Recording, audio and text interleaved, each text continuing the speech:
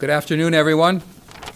Thank you for joining us, and it's a pleasure to introduce our speaker today, who is giving a Pioneers Lecture, our most distinguished seminar program, and that is Professor Jennifer Kuzma, who's the Goodnight-NC GSK Foundation Distinguished Professor in the School of Public and International Affairs, a co-founder and co-director of the Genetic Engineering and Society Center at NC State University.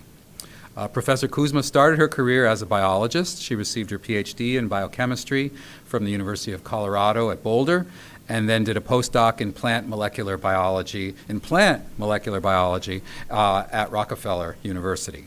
Then she transformed herself into a social scientist and policy scholar. She's study director at the National Academies of Sciences, Engineering, and Medicine.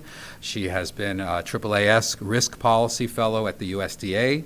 She served time on the faculty at the University of Minnesota as an associate professor in the Humphrey School of Public Affairs before moving to NCSU. She has over 150 scholarly publications on emerging technologies, societal, ethical implications, governance systems, and has been studying these areas for over 25 years. She has served several national and international positions, leadership positions in this area. She's a member of the World Economic Forum Council on Technology, Values, and Policy. She's on the FAO Expert Group on Food and Nanotechnology, Council of Agricultural Science and Technology Committee on Gene Editing. Professor Kuzma has won several awards. She is an SRA Sigma Xi Distinguished Lecturer Award for her contributions to the field of risk analysis. She was awarded a Fulbright Canada Research Chair in Science Policy at the University of Ottawa.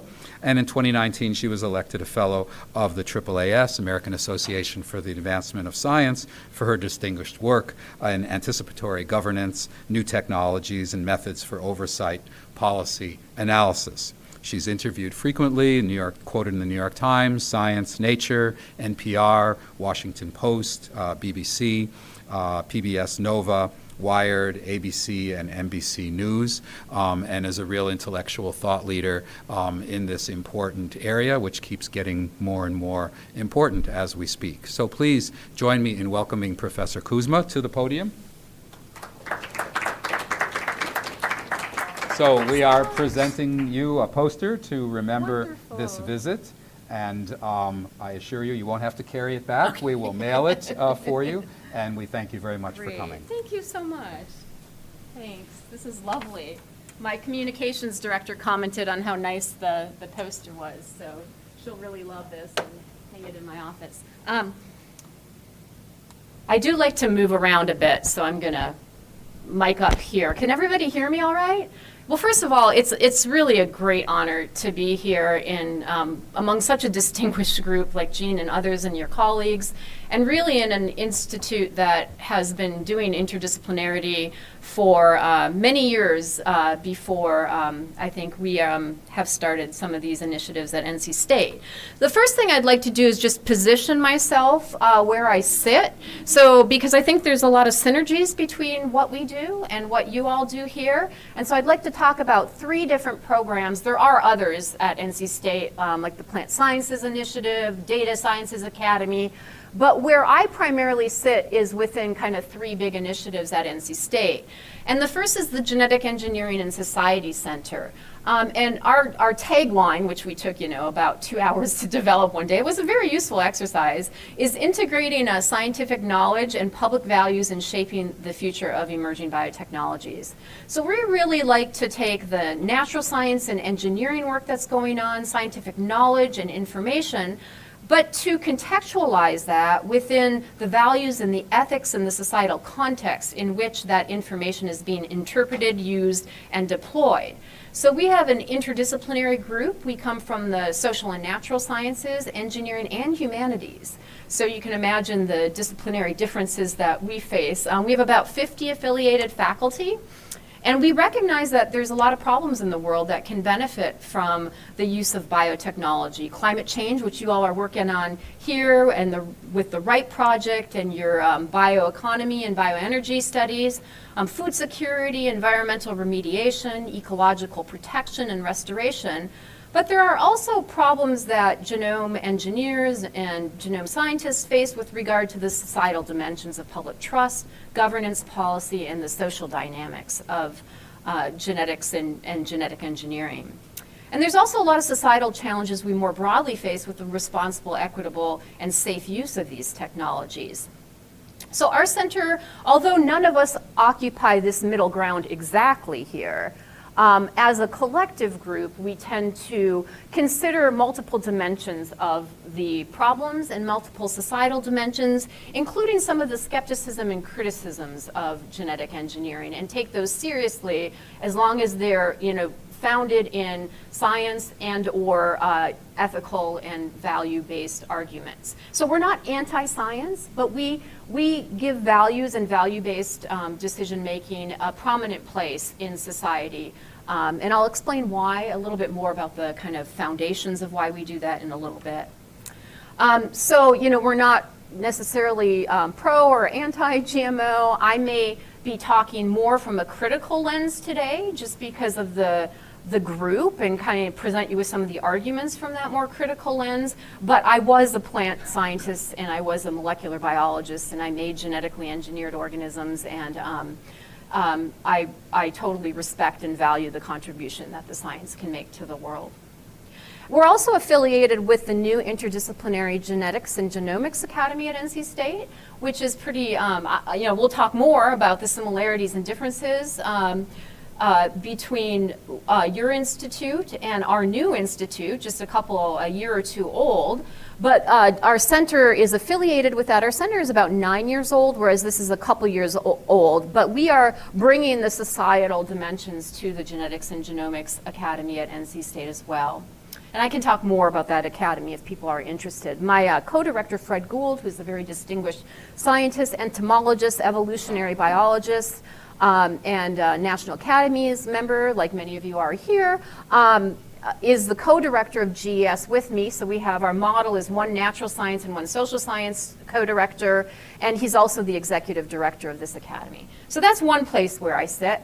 The second thing that has really propelled our program are the students. The students are kind of the glue that hang us faculty together in a way. So we've had 2 big NSF grants, first an IGERT on genetic pest management, which focused a lot on gene drives for agricultural pests, for mice on islands, and for mosquitoes as the case studies. But then after that, we got a NRT, a National Research Traineeship Program, where students get a PhD graduate minor in genetic engineering and society, so they have to take some social science classes and humanities, along with the natural science classes. And we're looking at agricultural biotechnology in food, energy, and water systems. So again, a lot of synergy between your institute and what we're doing here. And here are some of our wonderful students that are in the Egg Biofuse program, and I can also talk more about that later as well. They have to work together as social scientists and natural scientists to actually produce a project or a product at the end. So they've published joint papers, et cetera, as their kind of capstone problem. So they are the fuel and the soul behind our programs. The third thing, and I promise this whole talk won't be about our institutions, this is the last slide, is that we just were awarded in September a new ERC, a new engineering research center called Premier for Precision Microbiome Engineering. Claudia Gunsch at Duke is the PI. She's the lead PI, and the rest of us are co-PIs. I'm associate director of the center and the PI from NC State. And we have NC A&T, UNC Chapel Hill, and UNC Charlotte that are all collaborating. And this is also very interdisciplinary and very cool because it's one of the few ERCs, according to what we know, that is really giving a significant proportion of the resources to the societal and ethical implications of engineering the microbiome in built environments. So the point is to advance these technologies, to develop diagnostic tools and engineering approaches that lead to the prevention of infectious agents and the promotion of beneficial microorganisms in the built environment. And so the ultimate goal is to develop sensors and other technologies to monitor and modify microbiome communities in responsible and inclusive ways. And so I'm leading the societal and ethical implications group. And I'm very excited about that work as well. Most of my work has been on agricultural and environmental applications of emerging biotechnologies, but this is going to allow me and others to collaborate more and dive more into the built environment, human health dimensions of engineering microbiomes. So there may be some synergies with the work that you do here with regard to this center as well. We're just getting off the ground, and we've been in existence for about 5 months now, and hopefully we'll be in existence for 10 years. So those are kind of the ways that I think we can interact in the future.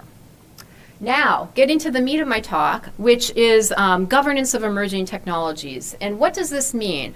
Well, I want to talk about I can't cover all the dimensions of the governance work I've done in one talk, obviously, but I want to talk about 3 different approaches that I've taken to studying governance systems around emerging biotechnologies, and again, particularly in agriculture and the environment. And so I generally take an interdisciplinary social sciences approach.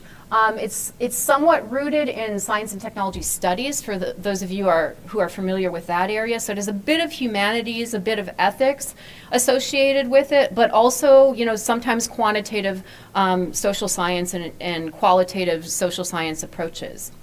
One thing that we do a lot in policy sciences is multi-criteria evaluation, so I'll talk a little bit about that. Also, I'll talk a little bit about policy process theory we use to study the dynamics of changes to oversight of genetic engineering over time.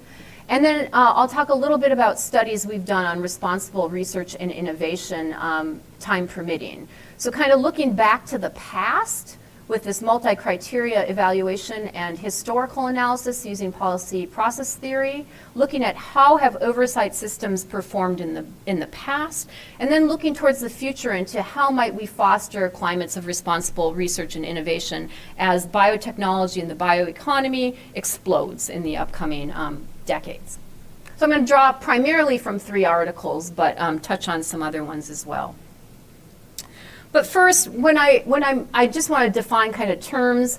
When I talk about regulation in my talk, I'm going to be talking more about the formal mandatory standards that have the code or force of law in a way. So they're either the laws or the regulations written under those laws that have some teeth and some legal force.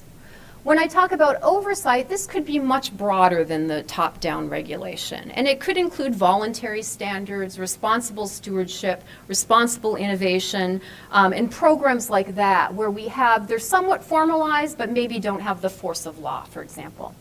And when I talk about governance, it could mean everything from the upstream of how we fund research and science and technology to the very downstream of how consumers get and use and interpret information.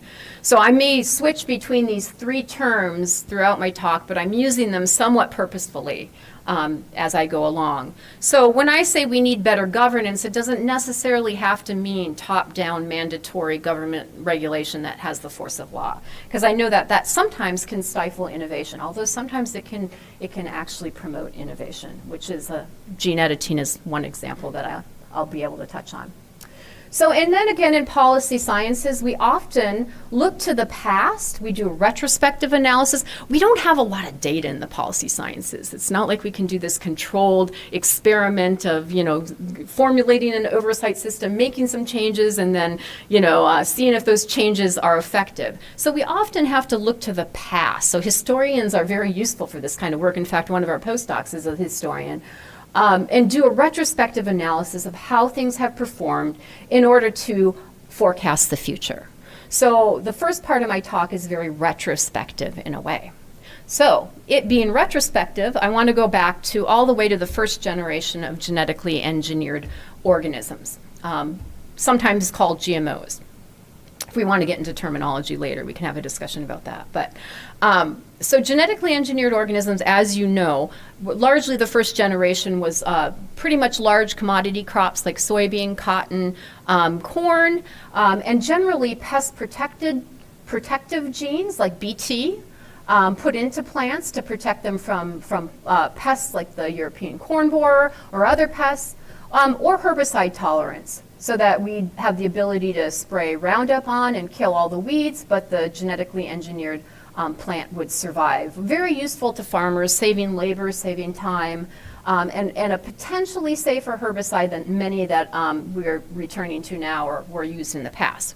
And as you know, likely know, these crops were quite successful from a market standpoint in permeated markets in the United States and growing worldwide to almost 90 to 100% for soybeans, cotton, and corn.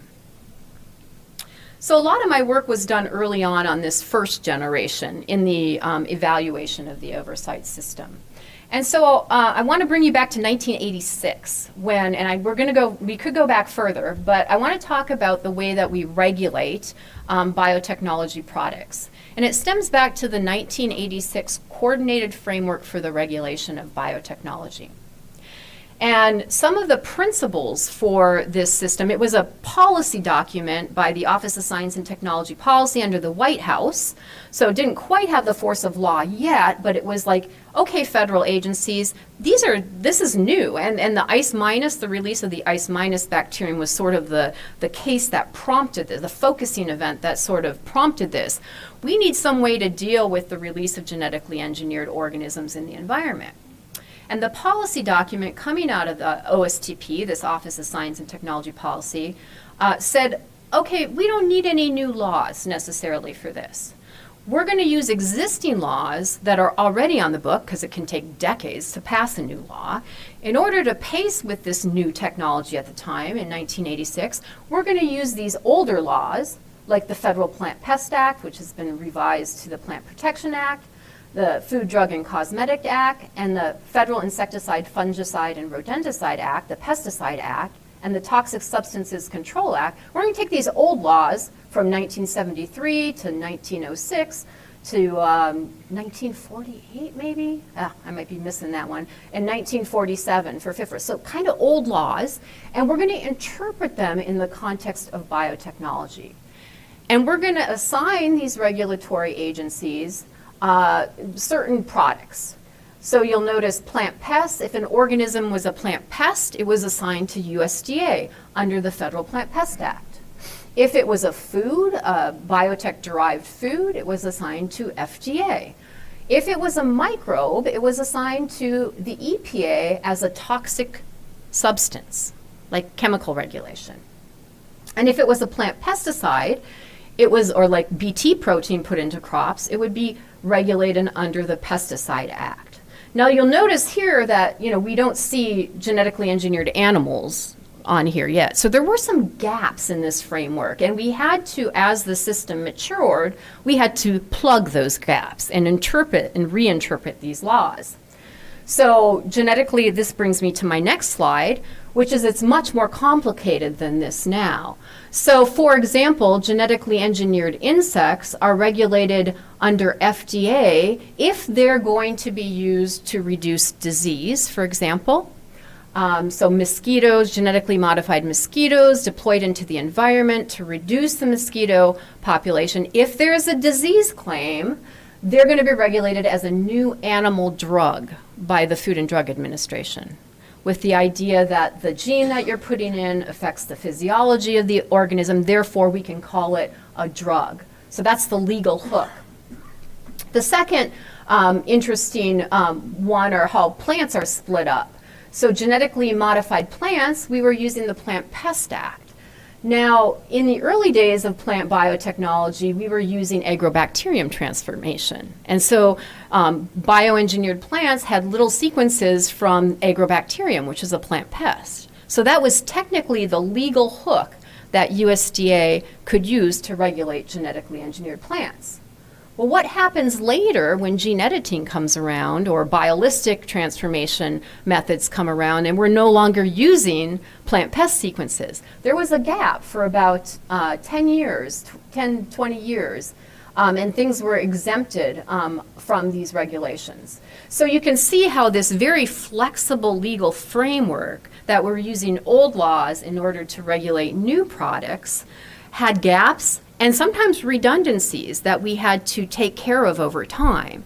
And so I've studied kind of the dynamics of how that system evolved to keep pace with the technology, because usually the governance system is well behind lagging from the technology.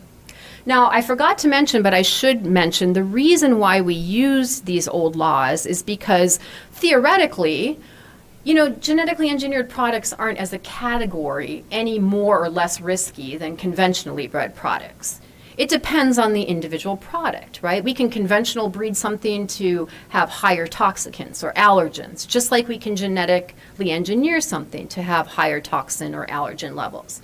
So there were no new kinds of risks. This coordinated framework was premised on this, and therefore we didn't need new laws, and we should focus on the product as the basis for regulation, not the process by which it's engineered. Now that's confusing because the whole system was developed around the process of modern biotechnology or recombinant DNA technology. And so these arguments over the last 3 or 4 decades have been, should we even regulate genetically engineered organisms at all? Why not just treat them like conventionally bred products? Why are we focusing on these? And I'll get to that in a little bit as to kind of my view on it. But these were the premises of why we didn't need any new laws. So from a multi-criteria, and I already talked about the plant pest issue. So this was the legal hook for decades until 2020 was the plant pest DNA, which has no scientific basis really. I mean, just because you're putting some tiny sequences from agrobacterium to get the gene into the plant doesn't make the product more or less risky, but it was a legal hook, okay? So we did a project in the mid-2000s looking both quantitatively and qualitatively through interviews, expert elicitation, ranking of criteria, multi-stakeholder workshops, kind of looking, well, how was the oversight model developed? What are its outcomes, attributes, and how does it evolve over time? And if you're interested in these papers, I can send them to you. I won't talk about the quantitative part, but some pretty strong kind of findings come out. This system is highly flexible, which can be very good with pacing with technology, right? If you're flexible, a new technology comes along like CRISPR-based gene editing, and you have the ability to reinterpret laws, okay, reinterpret standards. As you gather more scientific information about risk or safety, you have the ability to reinterpret laws and regulations. So that can be a good thing, but it can also be a bad thing. It can promote a climate of regulatory uncertainty for developers. So they never know if their product's going to be regulated or not, or which agency is going to take insects for disease control and which agency is going to take insects for pest control. So it can have that downside as well. It can also really shift with the political winds. And so that's another macro dynamic issue I want to talk about is with every presidential administration, they have tried to reinterpret this coordinated framework over time. And there have been slight changes to it with every political administration. They usually get to it towards the end of the administration because it's not one of the most pressing issues like COVID or economic policy or health insurance policy. They usually get to it at the end. So you see a lot of revisions and proposed rulemaking right in the beginning of January, right before the new administration is going to take place. So they try to get these things through at the last minute. And then the new administration comes in and throws it all out the window and starts over again. So that has happened a lot over time as well. So because of the weak legal grounding and this flexibility, you can see a lot of shifts with the dynamics. Political dynamics can be a good thing to pace with the technology, but not such a good thing for biotech developers or for, maybe public protection. So, and very complicated institutional structure that people have a hard time figuring out. Even as a person that studies this, sometimes I don't know, where would this product go? I have no idea, But from a public standpoint, a public trust standpoint, there was also very little transparency about what was going into the food supply, at least for the first couple decades of genetic engineering. A low level of informed consent, so that people are hearing, 20 years later, what? You're talking GMOs are in, genetically engineered ingredients are in my food? May have nothing to do with risk, but the fact that they did not know about it leads to a lack of confidence. And I'll show you, if I can get to it, a little bit of the social science behind that. Few opportunities for public input, and I would even argue in many cases for external scientific advisory input. EPA does a good job with its scientific advisory panels, but FDA and USDA do not often have external advisory panels for decision making, and especially new categories in this realm. FDA has it for other things. I served on one once for blood products, but for biotech products, there have been very few cases where they've had external advisors. And a low capacity. The regulatory agencies are often the lowest, funded groups possible. So that's sort of the multi-criteria assessment, much more details in the articles we've written. Here are the policy dynamics. And so in studying kind of the history of this, I identified 5 different periods of the evolution of this oversight system. And I'm calling it an oversight system now because it's not just rulemaking. It's also agency guidances, clarification documents, standard setting, things like that may occur outside of the formal laws and rules. But again, we had the evolution of the federal policy of the CFRB, the coordinated framework. We had the implementation where, okay, we're going to interpret these laws this way. Now we got to write some rules. The agencies had to take these laws and write specific rules. We had some adaptation and guidance documents. And then we had quite a bit of a revolution and now a re-envisioning. And I don't have time to get into every single one of these stages. I've written 3 book chapters on this and 1 recent article in 2022. But what's really interesting to me, and from a policy process theory standpoint, is with every transition, there have been some sort of focusing event. So usually policy, we have a theory in policy, much like you have a theory in evolution, called punctuated equilibrium. And some big event happens that prompts change, just like with evolution. And so the same kind of theory in public policy is called punctuated equilibrium. And often focusing events are things that drive policy change. And in this case, we had court cases where NGOs and environmental advocacy groups brought the federal agencies to court and said, hey, you can't regulate the release of a genetically engineered microbe under NIH. What do they know about the environment? And so that under NEPA, which is a National Environmental Policy Act, they said, you're not adhering to NEPA. And so that prompted kind of that ice minus bacteria release, kind of prompted the OSTP to bring the agencies together and say, we got to figure this out. But you notice it was contested and it was sparked a lot by these NGO groups, okay?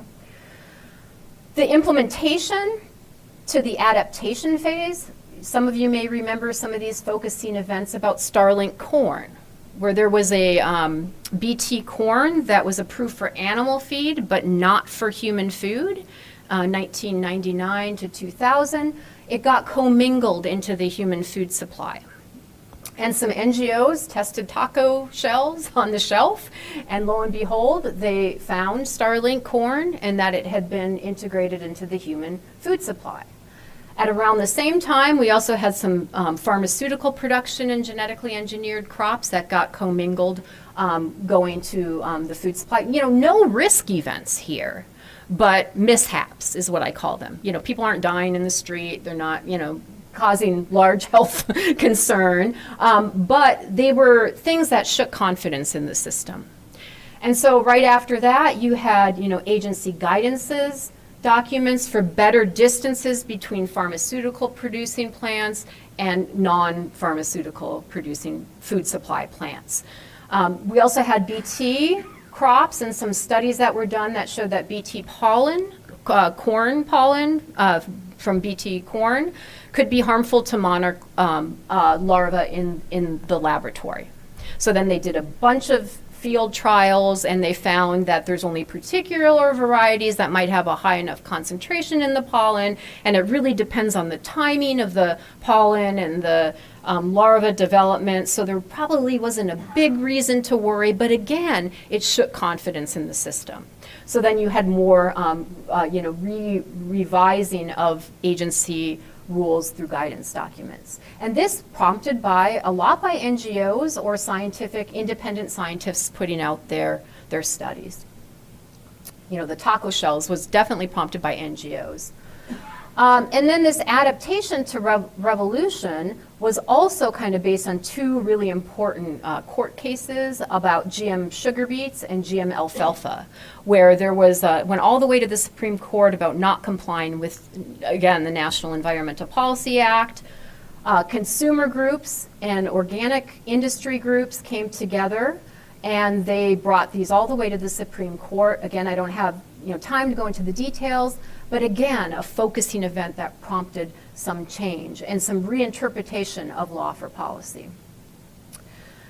And then, CRISPR and in the media and how we're going to deal with gene editing kind of prompted this last stage. So these policy dynamics have occurred a lot in a contested environment.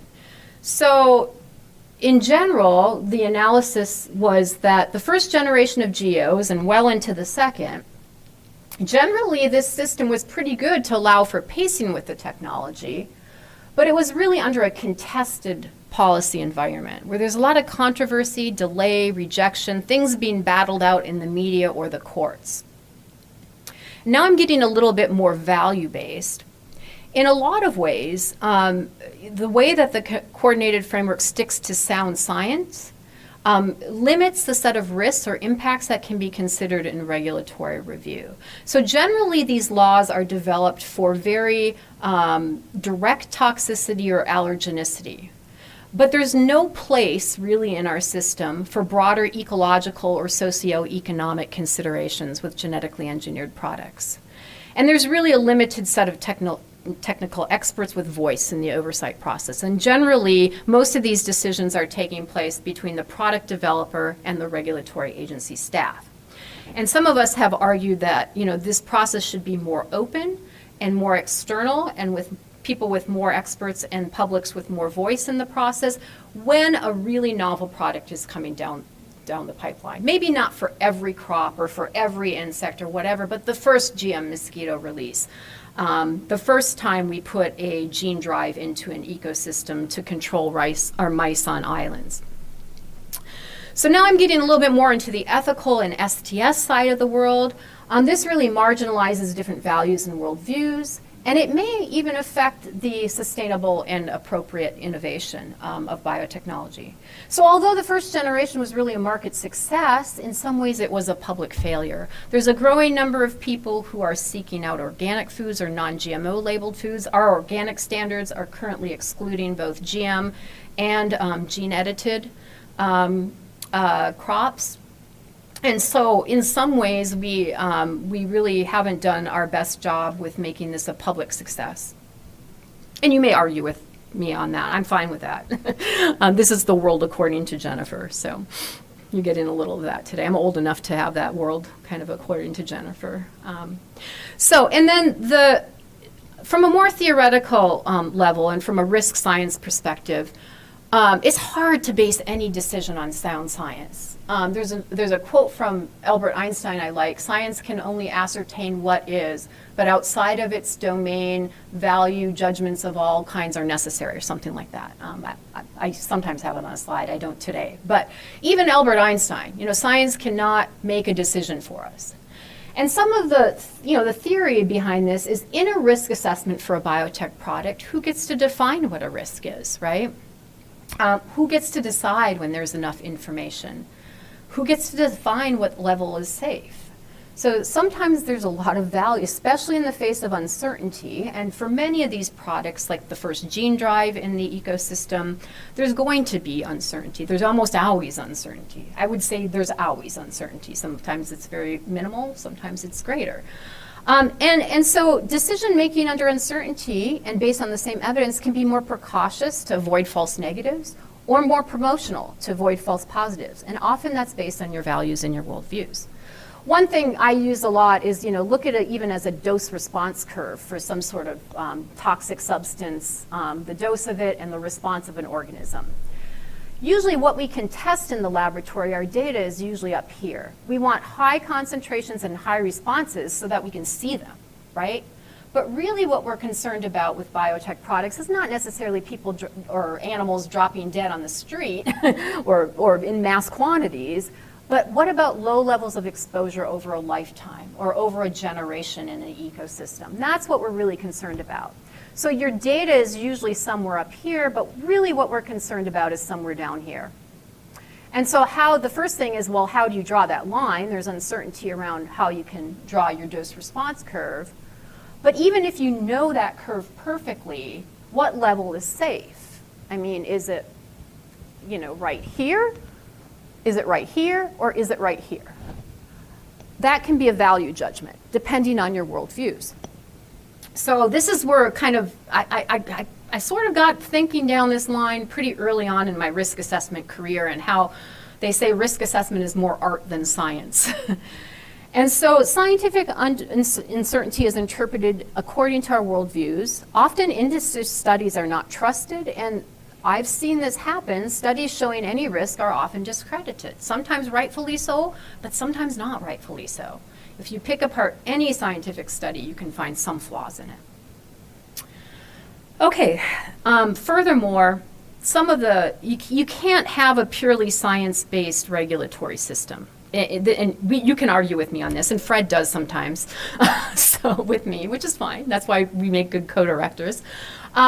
So if you're trying to develop a regulatory system based on sound science, so if you say conventionally bred products are the same as GMOs or emerging biotech products, the two logical, and any particular product here can have the same risk as any particular product here, and I think that's true.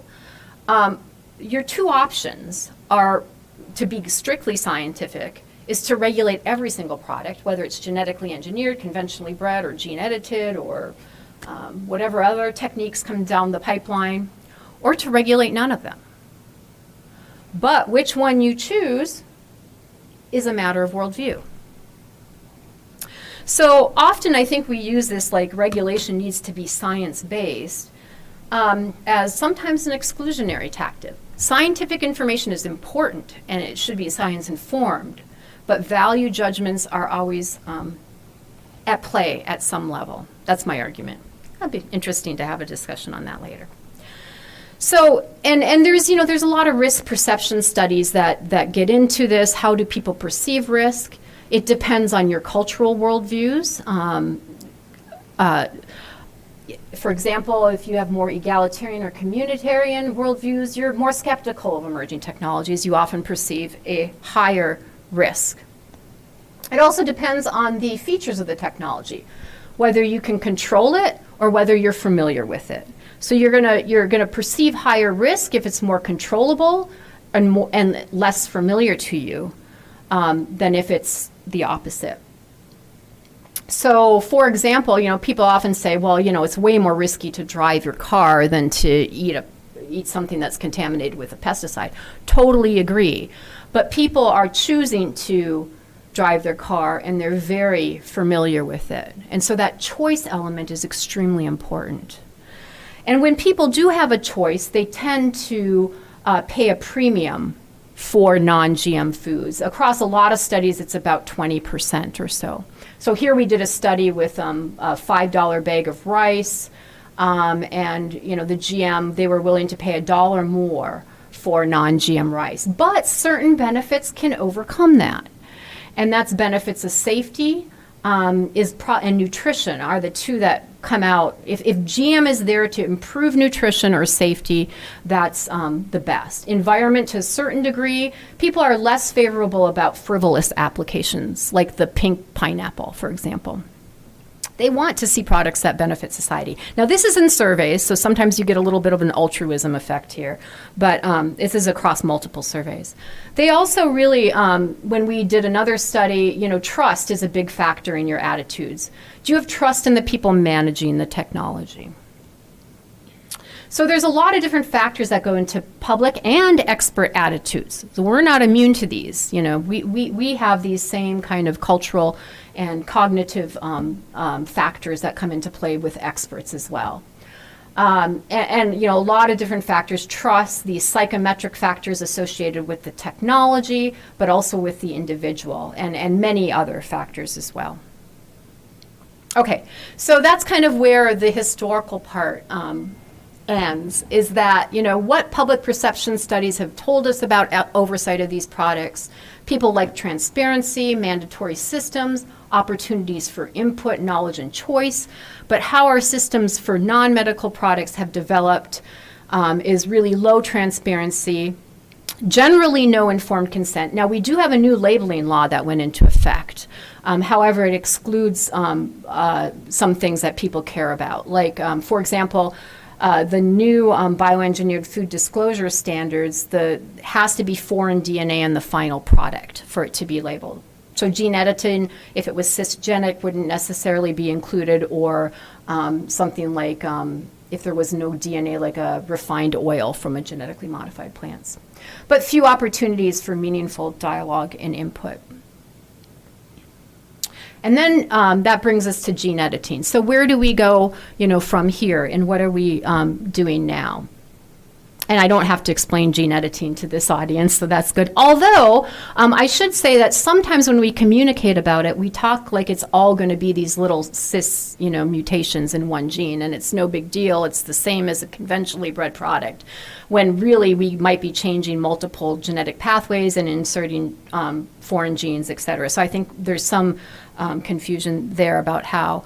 Well, what happened again with these gene-edited products from about 2010 to 2020 is there was no more legal hook to it. And so a lot of these were exempt because they didn't contain any plant pest DNA. And there was a bit of hypocrisy in the product versus process arguments. So biotech developers, including myself, sometimes argued that it should be the product, not the processes of regulation, when arguing that genetically engineered crops be treated like conventionally bred crops.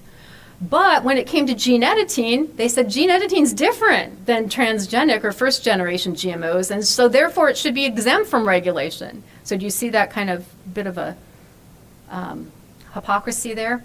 Because now they're arguing that the process of gene editing really does make it different. It depends on what process you're using and what gene you're putting in, right? And but really what some of these arguments are masking our worldview, which is a valid worldview, that regulation can sometimes impede innovation. And we don't want it because it's going to stifle our work. It's a valid worldview, but I'm just saying the arguments were a bit inconsistent in that regard. So I wrote an article more about the ethical kind of failures of scientists wanted to do better with gene-edited crops, and I think they've made strides in that direction. They really said we need to bring the public along this time. We need to make sure that we're listening to them and we're making products that benefit them. But I did think that there were some things that we could be doing better as a community. And one would be, to really have conversations with the public about what gene editing is actually. We're calling it new plant breeding technologies. Is this the right thing? Is this transparent enough? I don't know. Also, I was a little worried that some of these products were exempt prior to the new secure rule, and that there was still a lack of informed consent and a lack of power in decision making. I don't have time to go into the new secure rule, but one thing I am concerned about, so there was this new secure rule in 2020, and there were some really good things about it in that it shifted it away, and this was to regulate biotech plants, shifted away from the plant pest sequences to plant pest risk, which was a really good thing. It was a more risk-based, in my opinion, a more risk-based standard. And a tiered approach to exempt things with which we had experience.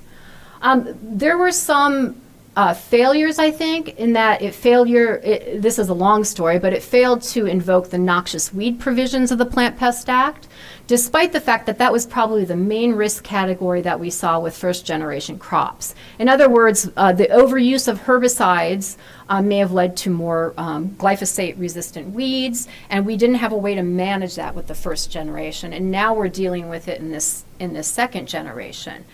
And part of the problem is that kind of issue lies above any of these very narrow regulatory authorities. We don't have a really good place where we can look at the life cycle, the water use, the energy use, the land use, the chemical use of these crops, and make a really good holistic sustainability decision about it. But then there's also a lack of public information for several of the regulatory pathways and exemption categories. So single point mutations and cisgenic changes are exempt often.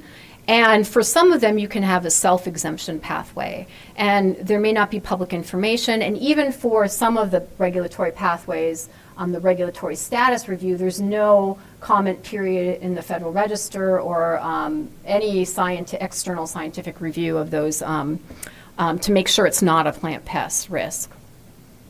So there's some downsides, but some good things as well. So I kind of revised this, and we're doing a little bit better to failure to minimize harm, a little better with transparency. But one of the labeling options, even though things need to be labeled now if they have a transgene, is QR codes. And QR codes are not all that. This is one of the options for labeling biotech products now, or bioengineered foods.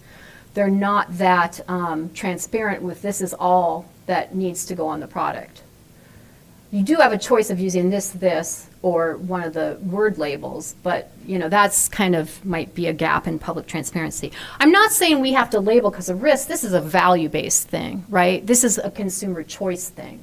It's not a risk-based label. That's why they call it a disclosure standard. So anyway, so that might be, I'm not sure that that's being all that forthright with the public.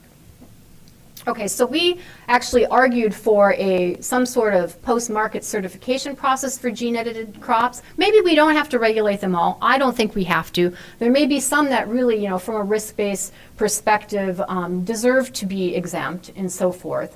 But the public, without being able to know and track these and where they're going into the food supply, they might feel duped 20 years down the road. Especially when, they find out, well, this new plant breeding technology, oh really, they're using CRISPR and then they're back crossing it out, but there still might be some transgenes in the final product. I don't really get this. So that's that thing that can really erode public trust. You want to give that 20% of consumers that really want to avoid GM foods, give them that choice. And then make sure that there's clear benefits for the other 80% that are really willing to accept these, if there's transparency, trust, and benefits. So that's my soapbox. I'll stop there and we can have a discussion. I didn't really get a chance to get into the responsible innovation studies that we've done, but that's maybe for another conversation. So that's, and the historical analysis, which goes through all these focusing events and not only did these things change, but they changed in the stringency of regulation too. So this is why I called it a revolution, is that was when we exempted most GM crops because of that plant pest loophole. But then we went back to re-envisioning with the Secure Act and some of these things. So, and then they're all the events are outlined in this table, and it's in this particular paper. And you can have my slides and everything for that. But so I think my point is that science and values matter, and that we need to find a middle ground. And there's lots of models in the social science literature, like responsible innovation, strong objectivity, analytical deliberative risk analysis, which is from the National Academy of Sciences, that kind of take this middle ground of, yes, we need to consider the scientific information, it's super important, but how we interpret it has a value component, and therefore we need to be a bit more transparent and a bit more engaged with our various consumers and publics. So that is going to be the end. So thank you so much. We have time for questions? So I talked about the wrong thing this morning, our senior talk. So I don't know if you've heard of this. We have an NSF STC called Center for Research on Programmable Plant Systems. Yeah. And that's... Is that a DARPA program? It's NSF. Oh, NSF, okay. DARPA had some Yeah, there is some programmable plant. Okay, gotcha. Ours is more conventional than it sounds, but we're still talking about using plants as cybernetic sensors in various ways. So the easier ones are things like you make a plant with also goes yellow very easily when it runs out of water, and you can see that with a camera, right? Okay. And from that, putting nanotech sensors inside leaves and putting sensors actually in plants that could report wirelessly. And I wondered if this is something that's anywhere on the radar at the moment, right? Because some of it involves genetic engineering, Yeah. some of it involves putting in a fluorescent protein, most of it doesn't. Yeah. But all of it is both sensing the environment Yeah. and altering it at the Yeah. same time. Very interesting, yeah. I've heard of that, I think the DARPA program I've heard of, I forget what they're calling that program, but I was asked to be on a societal panel for it one time. Was it programmable plants or plant environment? Yeah. So as far, yeah, it's on the radar. From a regulatory standpoint, I'm not sure how many products have been approved for commercial scale release. A lot of the interesting thing about, and they're probably just being grown in small field plots right now, right? Yeah, and the interesting thing about a lot of our regulations are all based mainly on interstate commerce. So this is one, so if you're growing something within a state, a lot of the times, you can get a notification for a field trial, and that's perfectly fine, and there's really not much transparency or regulation associated with that. It's only when you want to move it across state lines that you have to go through this whole, either the plant pest permitting process or the exemption process or the regulatory status review process.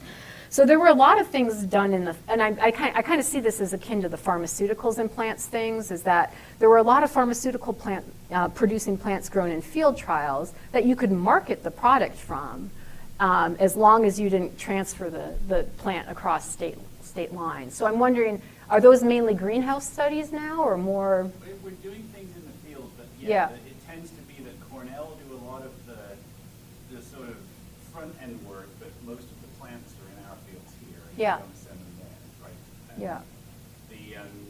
The other interesting thing there is we have a sort of societal component like Bruce Lewinstein. Yeah, who's yeah. The guy on that He's side. great.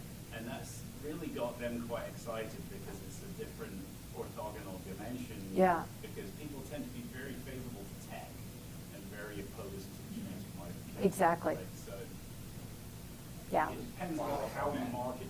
And I didn't talk about the naturalness factor, which I think is something that makes, this, they call it the yuck factor or the naturalness factor, and there's people trying to figure out, well, what is it that this laboratory step, whether it's gene editing or transgenic modification or cisgenic, what makes it objectionable to something that's conventionally bred? And, naturalness has a lot of different components, contamination, disgust, all these kind of components, and I think that's part of it. And my view is that you're not going to reach the 20%, and it is about 20% that'll reject, anything that's been really modified in a lab across a lot of different social science studies.